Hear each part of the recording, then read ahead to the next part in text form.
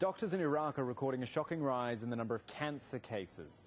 New sufferers in the province of Babil have shot up almost tenfold in just 3 years. Locals are blaming depleted uranium from US military equipment used in the 2003 invasion. That link, though, has been difficult to prove, and so they want an investigation. Show you on the map the area we're talking about, Babil province, just south of the capital, Baghdad, and this is what's been happening. Have a look on the graph. 2004, a year after the invasion, 500 cases. Then the spike starts. First of all, 2005. We're looking at 1,000 cases, then a big spike right up to 7,000 in 2007, and now we're looking at 9,000, just over 9,000, 9,082 in 2009. Mosib Jassim has more on this. When Zahra Mohammed got married 5 years ago, she thought she would live peacefully among her family, but her dreams have been shattered by cancer. 3 months ago, this young mother was diagnosed with lung cancer. With no family history of the disease, cancer is a stranger in her home. This is our life, and this is our environment. All have been polluted by the war. I am 23 and I have cancer, though I am the only one to be infected in my family history. I wish I could become better for the sake of my children. If I die, who is going to take care of my children? This is only one example out of 9,000 new cases of cancer recorded by local health authorities in Babil province in southern Iraq.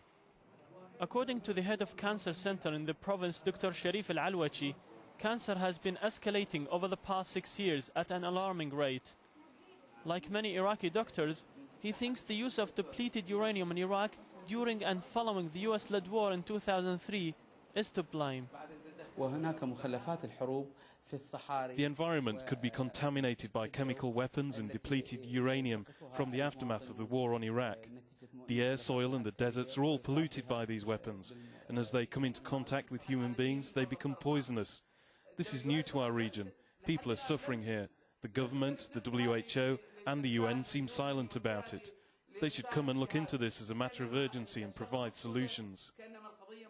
The US and UK militaries have sent mixed signals about the effects of depleted uranium, but Iraqi researchers believe the radiation from these weapons is responsible for a serious increase in cancer and birth defects.